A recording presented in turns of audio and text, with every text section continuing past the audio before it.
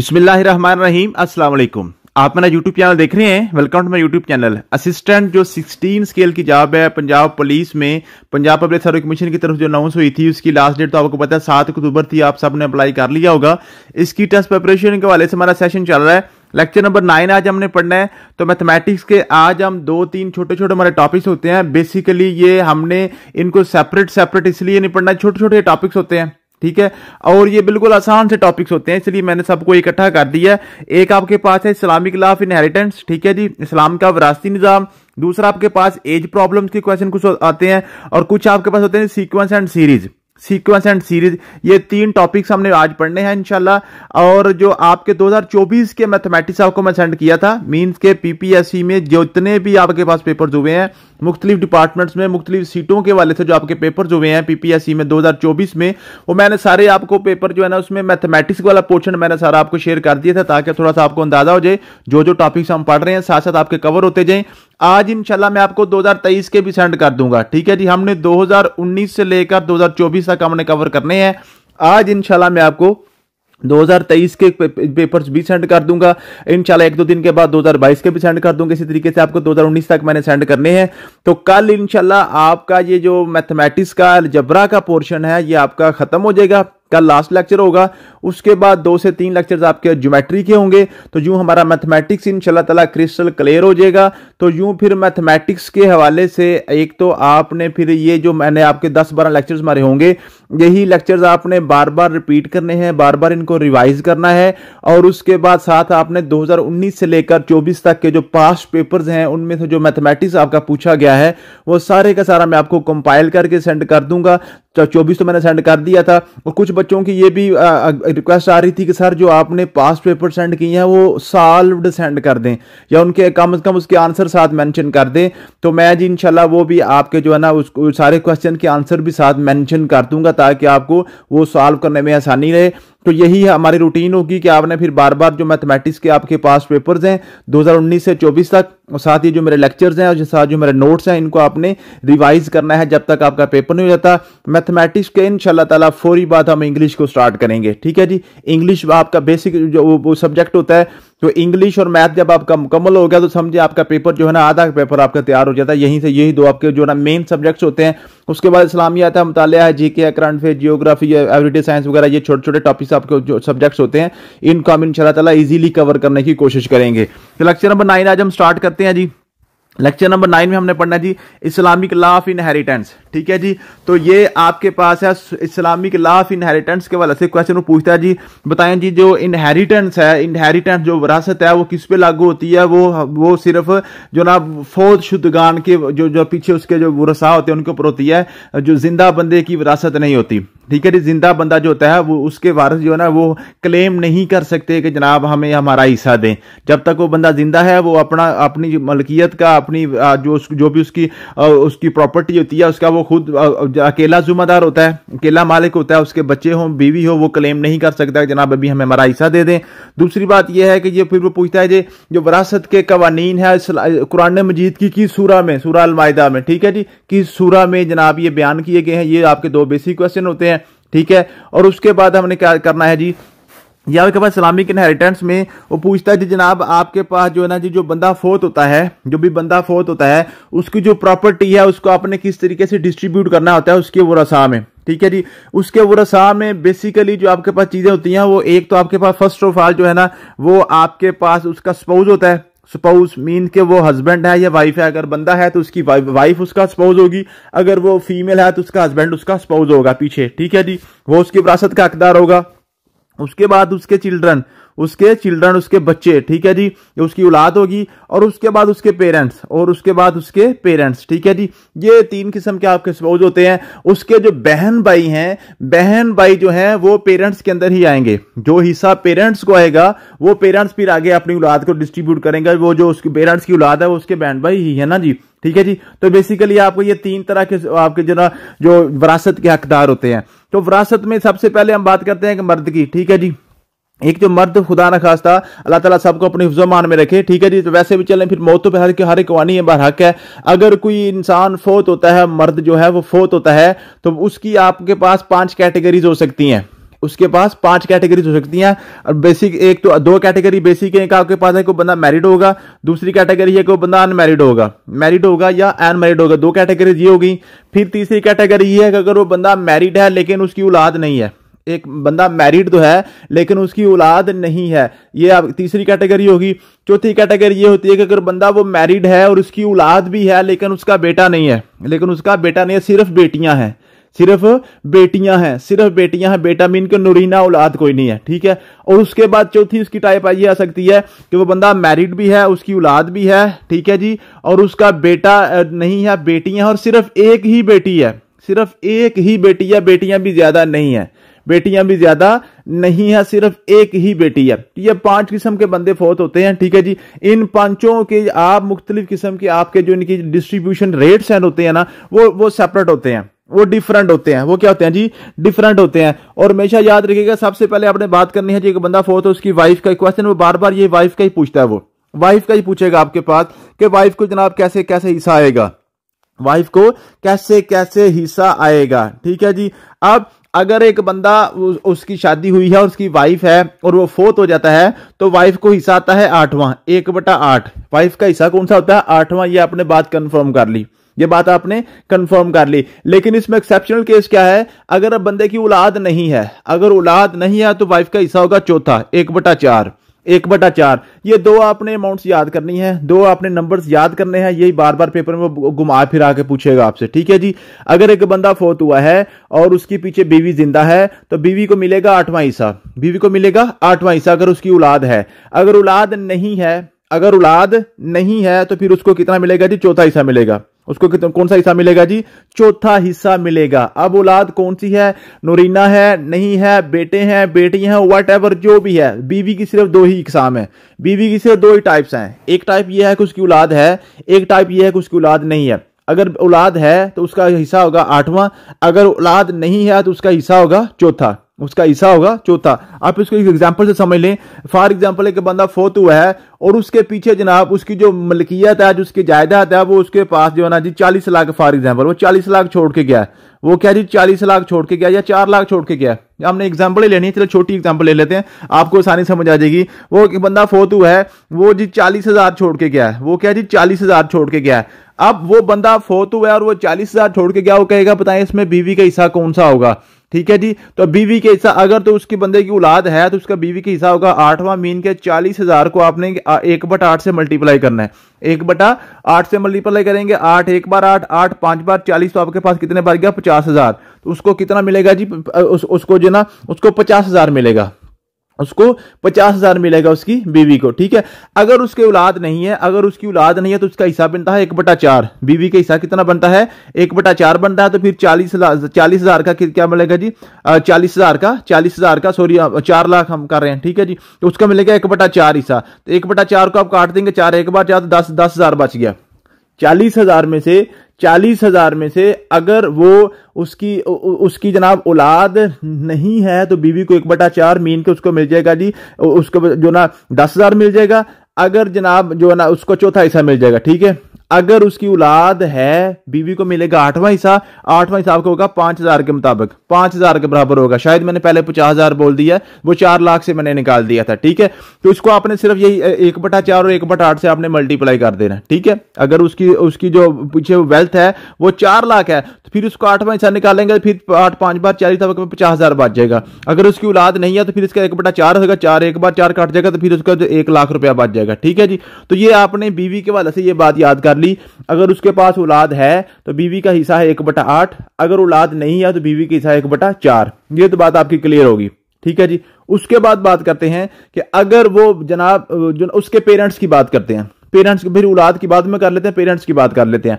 उसके जो पेरेंट्स हैं, अगर एक बंदा जो है ना वो जनाब क्या है जी, अगर एक बंदा शादीशुदा है और उसके बच्चे भी हैं तो उसके पेरेंट्स का कोई हिस्सा नहीं होगा, उसके पेरेंट्स का कोई हिस्सा नहीं होगा, ये क्लियर कर ले। अगर एक बंदा फोत हुआ है और उसकी औलाद मुकम्मल है, बेटे बेटियां हैं, तो उसके पेरेंट्स का हिस्सा कोई नहीं होगा। अगर वो बंदा फोत हुआ है और उसके पास औलाद नहीं है, तो फिर क्या मिलेगा? फिर उसकी बीवी का हिस्सा 1/4 निकाल के, 1/4 हिस्सा बीवी का निकाल के बाकी सारा उसका पेरेंट्स को जाएगा। अब पेरेंट्स में से भी क्या होगा जी, जो माँ होगी मॉम का तीसरा हिस्सा होगा, माँ का तीसरा होगा, और 2/3 जो बाकी बचेगा वो बाप का होगा।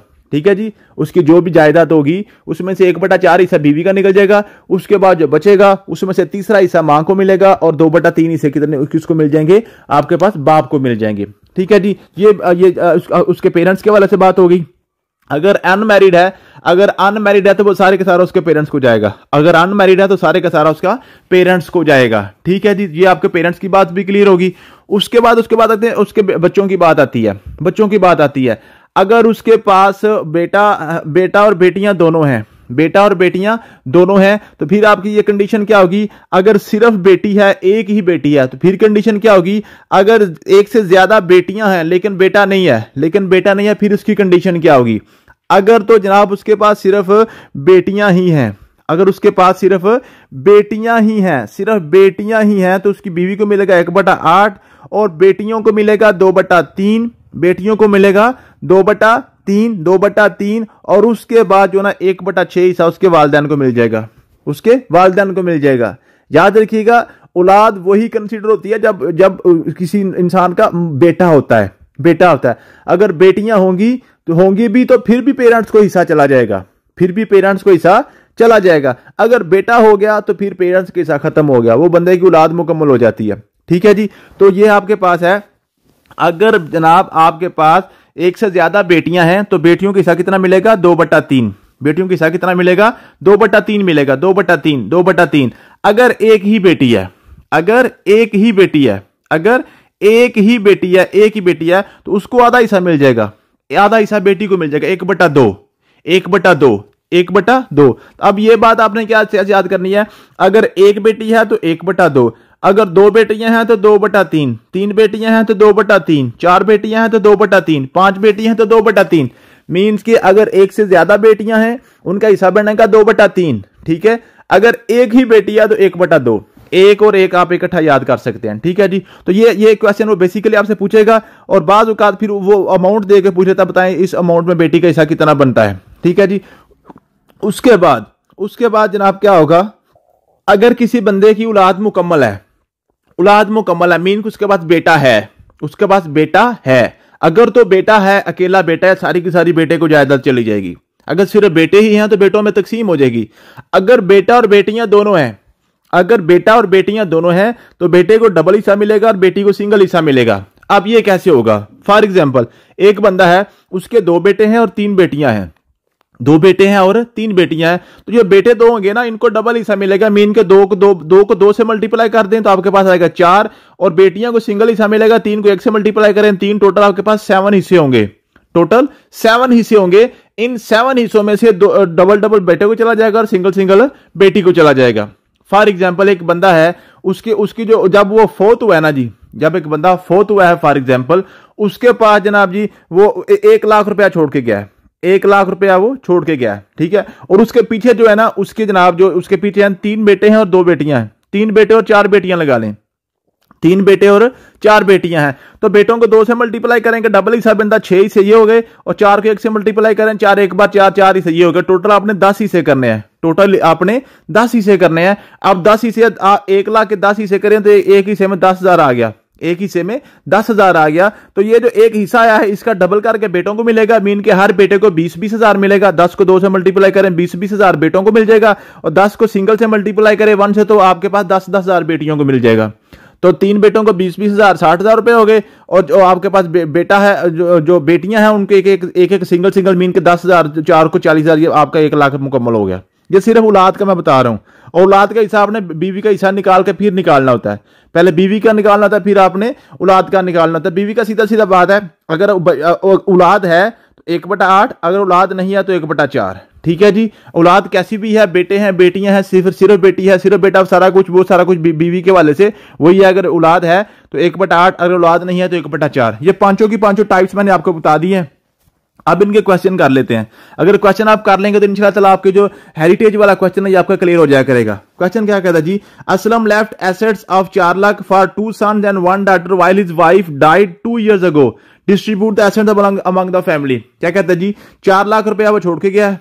क्या क्या जी, 4 लाख है कि 40 लाख है। ठीक है जी, ये जो भी है, ठीक है जी। तो ये आपके पास है जी, ये इसको वो जनाब आपके पास छोड़ के गया है, ठीक है जी, 40 लाख छोड़ के गया। अब जो 40 लाख रुपया है ना, ये वो कहता है 2 बेटे हैं उसके और 1 बेटी है, और उसकी बीवी पहले ही फोत हो चुकी है। अब बीवी फोत हो चुकी, इसका मतलब बीवी का तो काम खत्म हुआ। अब सिर्फ हमने 2 सन और 1 बेटी में तकसीम करना है। 2 हमारे पास बेटे हैं और 1 बेटी है, 2 2 बार 4 और 2 1 बार 1, टोटल आपके पास 5 हिस्से हो गए। बेटों को डबल डबल देना है ना, बेटी को आपने 1 देना है, तो टोटल आपके पास 5 हिस्से होंगे। तो 40 लाख के 5 हिस्से कर लें। 40 लाख आपके पास जो है उसके आप 5 हिस्से कर लें, मीन के उसको 5 पे डिवाइड कर लें। 5 1 बार 5, 5 8 बार 40, 8 लाख रुपया एक हिस्से में आ गया। तो बेटों को डबल डबल हिस्सा मिलना है, तो बेटे को 8 2 बार 16 लाख, हर बेटे को 16 लाख, और बेटी को आपके पास 8 लाख।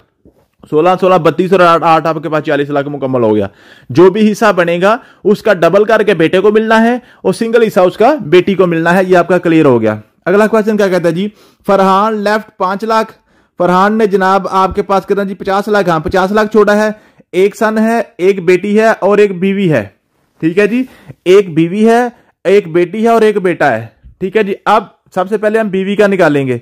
बीवी हमारे पास क्या 1 है और बच्चे भी मौजूद हैं, तो बीवी का हिस्सा बनेगा 1/8। बीवी का हिस्सा बनेगा 1/8, मीन्स कि आपने 50 लाख को 8 से तकसीम कर देना, मिलकर 1/8 से मल्टीप्लाई कर दें। 1/8 से मल्टीप्लाई कर दें 8 1 बार 8, 8 6 बार 48, आपके पास 2 बच गए। फिर आपके करेंगे आगे 20 बन जाएगा। फिर आप क्या करेंगे 8 2 बार 16, 4 बच गए, आगे 40 बन गया। 8 5 बार 40, आपके पास लगे 6,25,000। 6,25,000 रुपए बीवी के निकल गए, 6,25,000 बीवी के निकल गए। पीछे क्या रकम बचेगी? 50 लाख में से 6,25,000 निकल गए। 50 लाख में से 6,25,000 निकल गए, तो आपके पास निकल गया जी 43,75,000। अब 43,75,000 के आपने कितने हिस्से करने हैं वो आप देख लें। 1 बेटा है, बेटे के 2 हिस्से हो गए, और 1 बेटी है, 1 हिस्सा बेटी का। टोटल आपके पास 3 हिस्से हो गए। अब 43,75,000 के आपने 3 हिस्से करने हैं। जो आंसर आएगा, मीन उसको 3 पे डिवाइड करना है। जो आंसर आएगा उसको डबल करके बेटे को और सिंगल आपके पास बेटी को मिलेगा। बाकी क्वेश्चन आप खुद करिएगा, इंशाल्लाह ताला आपके क्वेश्चन क्लियर हो जाएंगे। अगला क्वेश्चन है जी एज प्रॉब्लम। अब एज प्रॉब्लम का जो टॉपिक है ये बड़ा थोड़ा सा मुश्किल टॉपिक लगता है बच्चों को। इसके लिए ट्रिक यही होती है कि आपने क्या करना होता है, एज प्रॉब्लम्स को आपने हिट एंड ट्रायल से करना होता है। हिट एंड ट्रायल मेथड से करेंगे तो आपके पास जो एज प्रॉब्लम है ना वो क्लियर हो जाएंगे। हिट एंड ट्रायल मेथड क्या होता है जी, ये जो भी स्टेटमेंट है उस स्टेटमेंट को अंदर आपने बारी बारी ये चारों ऑप्शन पुट करने होते हैं। चारों ऑप्शंस आपने बारी बारी पुट करने होते हैं। जो ऑप्शन आपको फुलफिल करेगा वो आपका आंसर होगा। अब कैसे उसकी थोड़ी प्रैक्टिस करते हैं। क्वेश्चन आपका फर्स्ट है जी, if the sum of ages of A and B is 30, A और बी का सम, ए और बी को हम जमा करें तो आपके पास कितना आता है, 30 साल आता है। ठीक है जी। ए फॉर जो ना आप आयशा समझ लें, बी फॉर बिलाल समझ लें। ठीक है, 2 बंदे हैं ना। ठीक है, अब ये दोनों हैं जी, दोनों को एज जमा करें 30 साल बनता है। A is twice old as B, mean के जो ए है वो बी से डबल है। ए की जो एज है बी से डबल है। अगर ए की एज जो है ना आपके पास 10 साल है तो बी की 5 साल होनी चाहिए। मीन के ए डबल है बी से, ए क्या है बी से डबल है। कहता है जी ए बताएं कितना है, ए की उम्र कितनी है, ए की उम्र कितनी है। अब देखिए कहता है जी ए डबल है बी से और दोनों को जमा करें तो आंसर 30 साल बनता है। ये आप सिंपल सा क्वेश्चन है। अब इसका आंसर देखें, पहले 20 साल कहता है जी। अगर ए की उम्र 20 साल है तो बी की फिर इसकी आधी होगी ना, तो बी की फिर 10 साल होगी, तो 20 और 10 साल के पास 30 पूरे हो जाते हैं। तो पहला ऑप्शन ये आपका ठीक था। अब दूसरा ऑप्शन देखें जरा, 18 साल। अगर ए की हम 18 साल उम्र लेते हैं तो बी की फिर 9 साल होगी, क्योंकि अब ए बी से डबल है ना। 9 और 18 आपके पास 27 बनता है, आपके पास 30 साल नहीं बनता, क्योंकि उसने बताया था कि दोनों को जमा करें तो 30 साल आनी चाहिए। उसके बाद देखें जरा 25 ईयर करें। अगर ए को हम 25 साल लेते हैं तो बी की हमारे पास 12.5 साल आएगी। अब और 25 और 12.5 को अब ऐड कर लें, 25 और 12.5 को ऐड करें तो 30 साल नहीं बनती, 30 से बढ़ जाती है। उसने कंडीशन लगाई है दोनों को ऐड करें तो 30 साल बढ़नी चाहिए। अगला है जी 15 साल। अगर ए को हम 15 साल लेते हैं तो बी को 7.5 साल लेना पड़ेगा। अगर 15 और 7.5 को जमा करें 22.5 साल बनता है, 30 साल नहीं बनता। तो यूं आपके पास जो ना हिट एंड ट्रायल मेथड के मुताबिक आपका जो आंसर ए वाला ऑप्शन है वही आपका करेक्ट था। अगला क्वेश्चन देखें जी, a father is 4 time as old as his son. क्या मतलब है जी, जो बाप है अपने बेटे से 4 गुना बड़ा है, 4 गुना बड़ा है, 4 गुना बड़ा है। मीन्स के जो अगर बेटे की उम्र 2 साल है ना तो बाप की 8 साल होगी। मीन के बेटे की उम्र को 4 से मल्टीप्लाई करना है। बेटे की उम्र को 4 से मल्टीप्लाई करना है, 4 गुना बड़ा है ना। अगर बेटे की उम्र 10 साल है ना तो बाप की उम्र 40 साल है, बाप की उम्र 40 साल है। अगर बेटे की उम्र जो ना समझ लें कि 25 साल है ना तो बाप की उम्र 25 4 बार 100 साल है। ठीक है जी, ये आपने क्लियर करना है। इन 8 years the father will be 3 times old as his सन।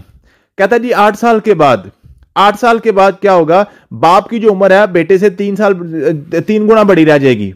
अभी इस टाइम जो बाप की एज है बच्चे से 4 गुना ज्यादा है। 8 साल के बाद बच्चे की उम्र जो होगी उससे वो बाप के कितना फर्क पड़ जाएगा, बाप 3 गुना बड़ा रह जाएगा। ठीक है जी। How old is son no, how old is son no. अभी कहता है जी बच्चा कितने साल का है, अभी बच्चा कितने साल का है।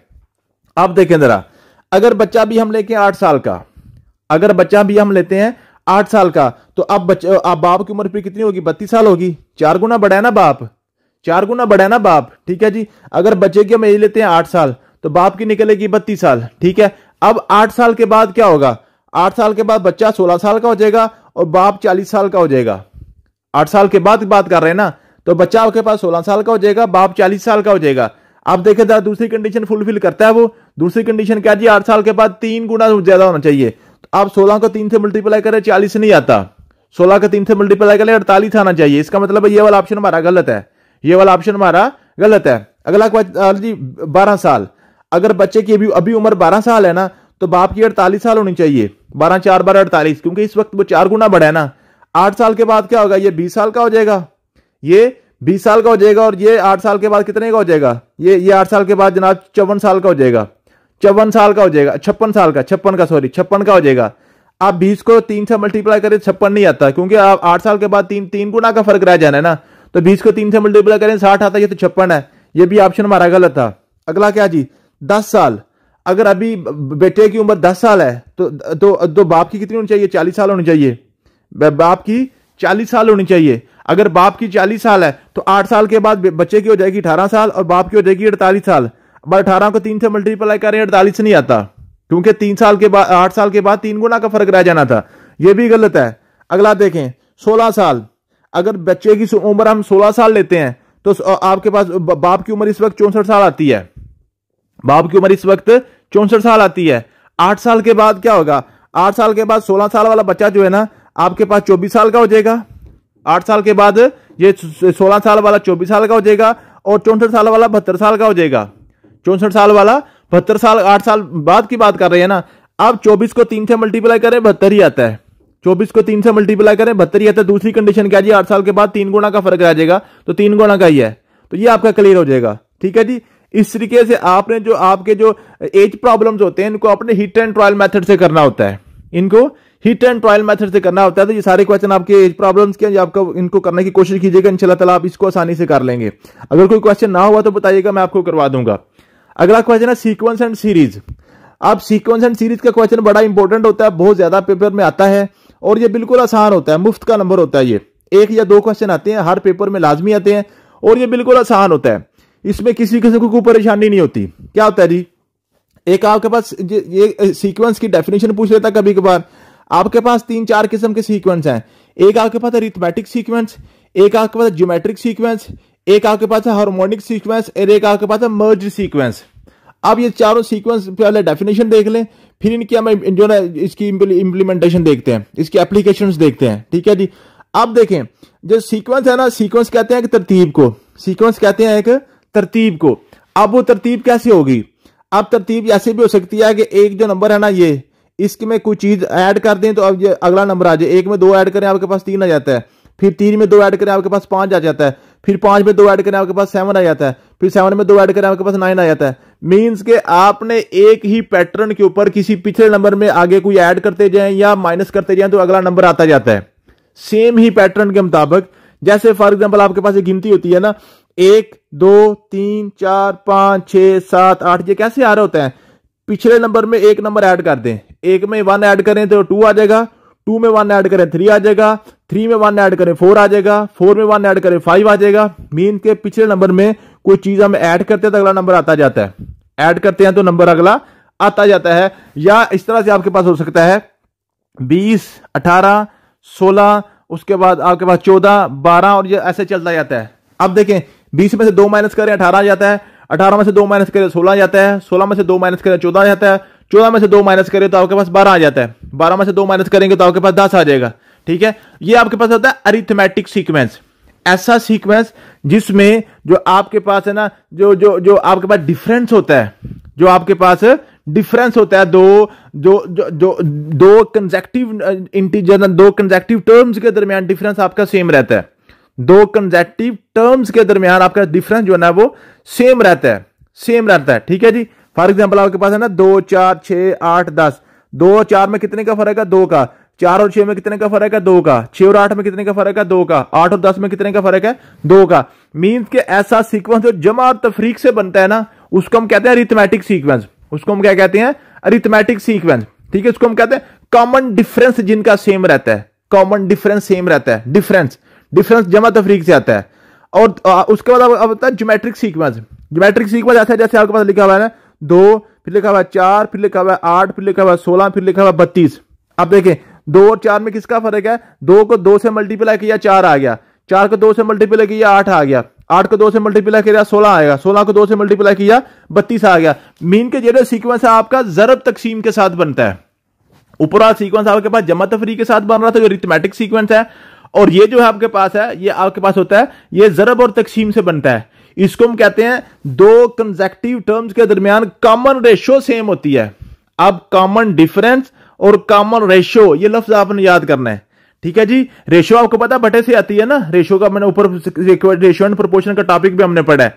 तो रेशो हमेशा जरब और तकसीम में होती है, और डिफरेंस जो होता है वो जमा और तफरीक में होता है। ठीक है, तो ऐसा सीक्वेंस जिसमें कॉमन डिफरेंस दो कंसेक्टिव टर्म्स के दरमियान सेम हो वो हमारा अरिथमेटिक सीक्वेंस होता है। और ऐसा सीक्वेंस जिसमें दो कंसेक्टिव टर्म्स की कॉमन रेशो सेम हो उसको हम ज्योमेट्रिक सीक्वेंस कहते हैं। तो जो आपके पास अरिथमेटिक सीक्वेंस है वो जमा तफरीक से बनता है, और ज्योमेट्रिक सीक्वेंस आपका जरब और तकसीम से बनता है। फॉर एग्जाम्पल एक और आपको एग्जाम्पल देता हूं। आपके पास लिखा हुआ जी, आपके पास है 100 लिखा हुआ है, उसके बाद रहता है 50, फिर रहता है 25।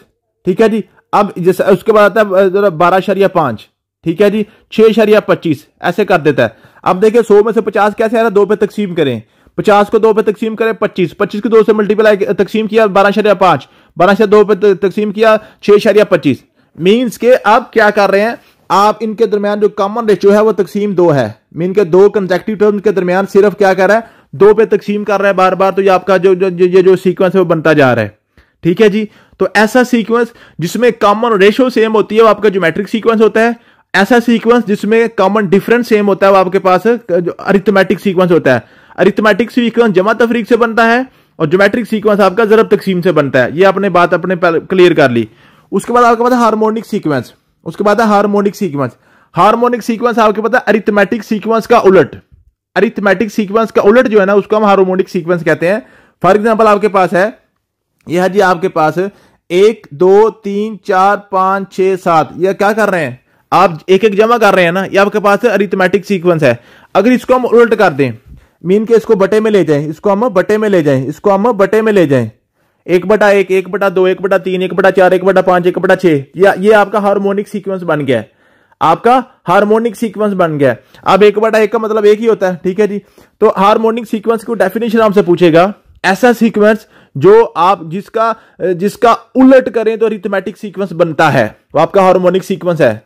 फॉर एग्जांपल आपके पास हार्मोनिक सीक्वेंस लिखा हुआ है ना, आपके पास लिखा हुआ है 1/2, 1/4, 1/6, 1/8, 1/10। ठीक है, आप इसको जरा उलट के देखें तो 2 को ऊपर ले जाएं, 2 फिर 4 फिर 6 फिर 8 फिर 10। अब देखिए आपके पास अरिथमेटिक सीक्वेंस बन गया है।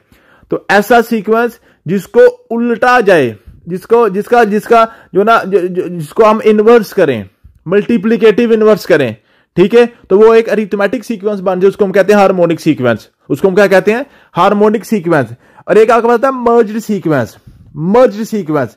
अब मर्ज्ड सीक्वेंस कौन सा होता है? मर्ज करना, एक दूसरे के अंदर घुसाना, एक दूसरे के अंदर घुसा देना। जैसे फॉर एग्जांपल आपके पास है एक सीक्वेंस आपके पास है जी, 1 2 3 4 5 6, आपके पास ये एक सीक्वेंस चल रहा है।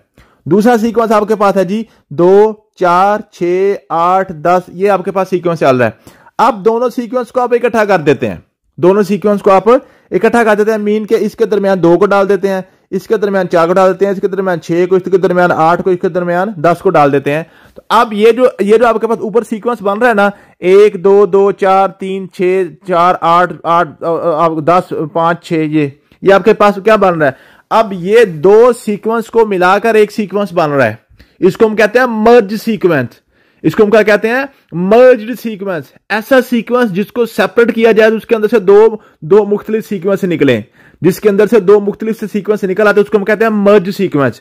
उसको हम क्या कहते हैं? मर्ज सीक्वेंस। तो ये सीक्वेंस की आपके पास डेफिनेशन हो गई है, ठीक है, ये आपने क्लियर करनी है, ये चारों, ये आपको इसको अपने माइंड में रखना है, ठीक है जी। कॉमन डिफरेंस, कॉमन रेशियो, ठीक है। या और यहां से ये भी पूछ सकता है कि आपके पास जो देखें जी, ये आपके पास सीक्वेंस लिखा हुआ है 2 4 6 8 10, बताएं इसमें कॉमन डिफरेंस क्या है?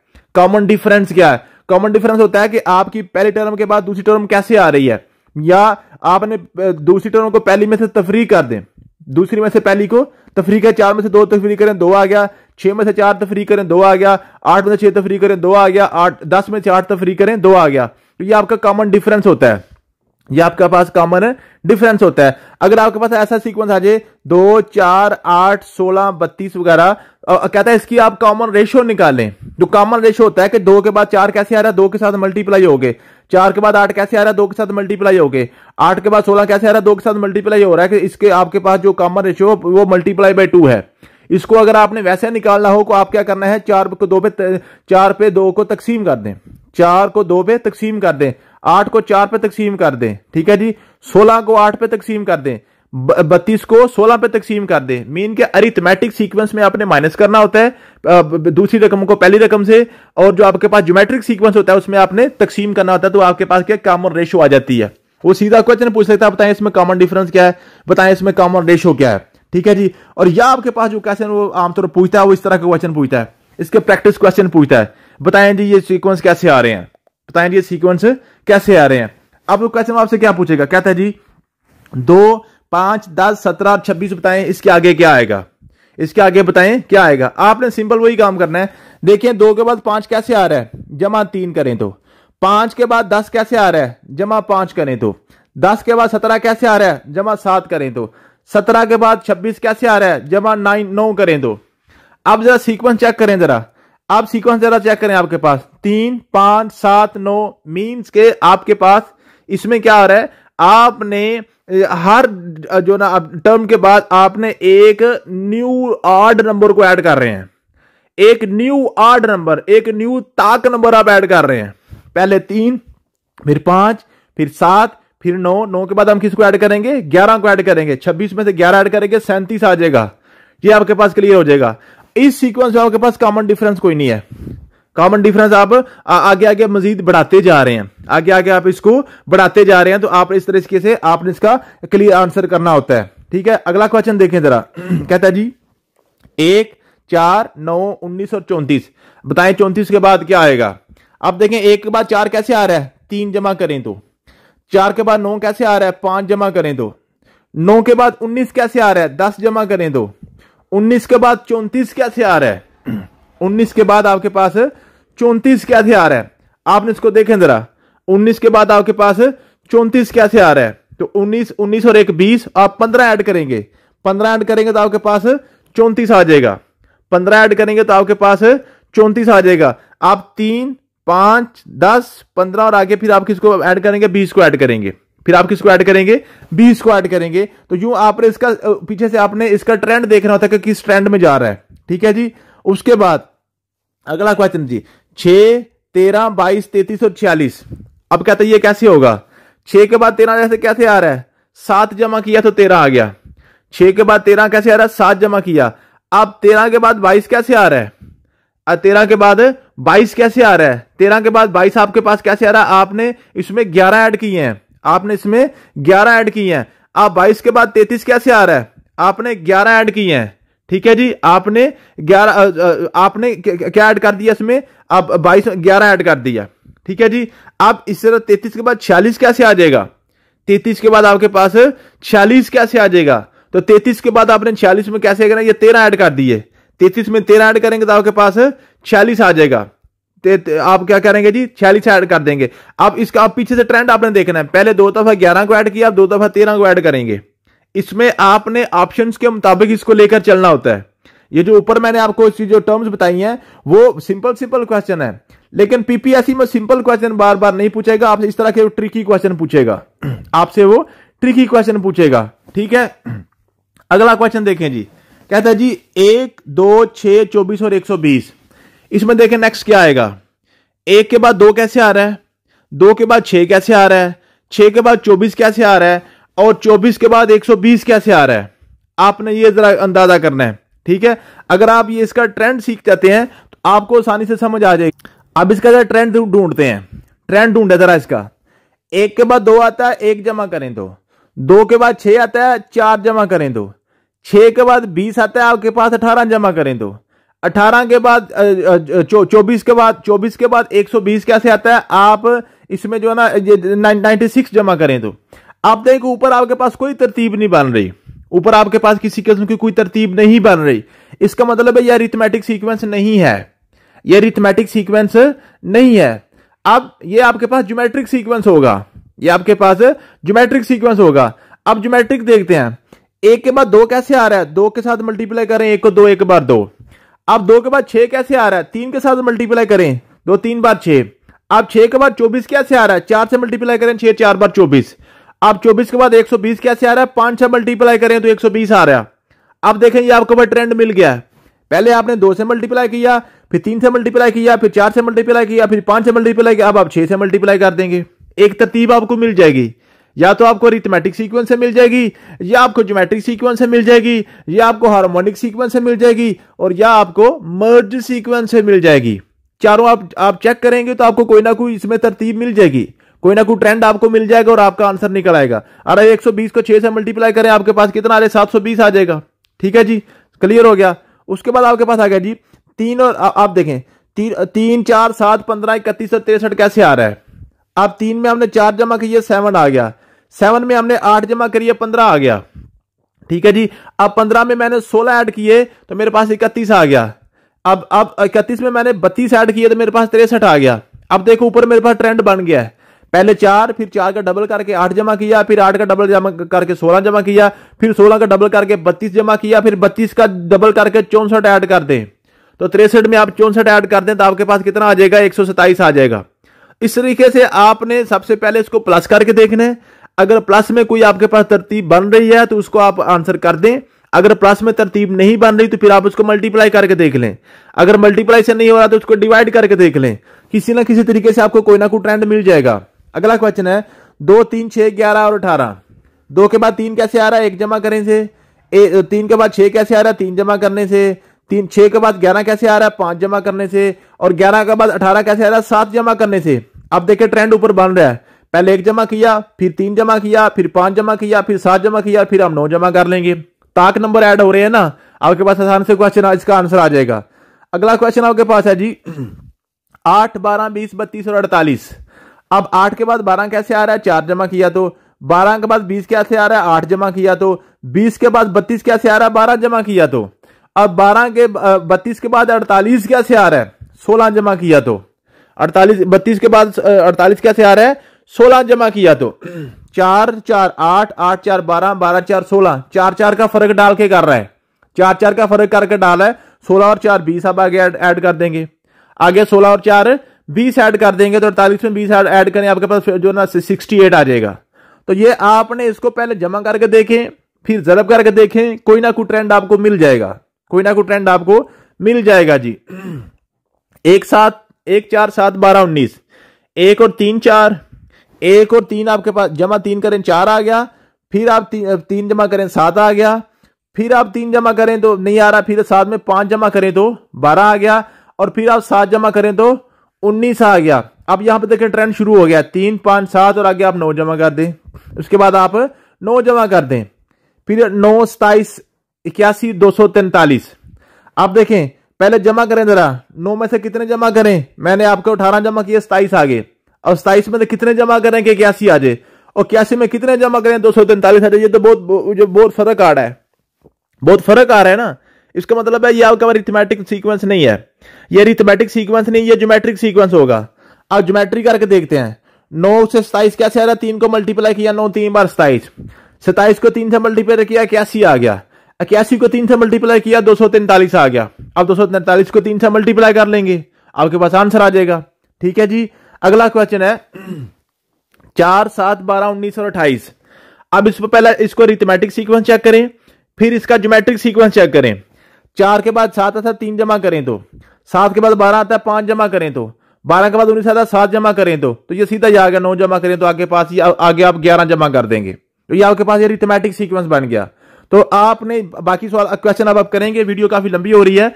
तो आपने सीखा क्या है, आपने करना क्या है कि सिर्फ आपने देखना है इसमें से कोई, आप पहले अरिथमेटिक सीक्वेंस चेक करना है, अगर वो ना निकले फिर आपने ज्योमेट्रिक सीक्वेंस चेक करना है, अगर वो ना निकले तो फिर आपने इसका मर्ज सीक्वेंस या हार्मोनिक सीक्वेंस ये चेक करना है। ठीक है जी। मर्ज और हार्मोनिक वाला आई थिंक यहां पे कोई भी क्वेश्चन यहां पे नहीं लिखा गया। ठीक है, मैं यहां पे आपको कुछ और क्वेश्चन करवा के दे देता हूं। फॉर एग्जाम्पल आपके पास लिखा होता है जी, आपके पास लिखा होता है ऐसे लिखा हो 1, 2, 3, 4, 5, 6 और दरमियान में आ जाए 3, 6, 9 और आपके पास 12 और 15 ऐसे आ जाए। कहे जी बताएं इसके बाद आगे क्या आएगा, इसमें कोमे ऐसे आते हैं, कोमे आते हैं ऐसे। ठीक है जी, समझ आ गई है। अब आप देखेंगे 1 के बाद 3 आ रहा है 2 जमा करने से, और 3 के बाद 2 कैसे आ रहा है 1 माइनस करने से, फिर 2 के बाद 6 कैसे आ रहा है 4 जमा करने से, और 6 के बाद 3 कैसे आ रहा है -3 करने से। ये तो कोई हमारे पास तरतीब नहीं बन रही, कोई तरतीब नहीं बन रही, इसका मतलब है ये मेरे पास जो मेरा अरिथमेटिक सीक्वेंस नहीं है।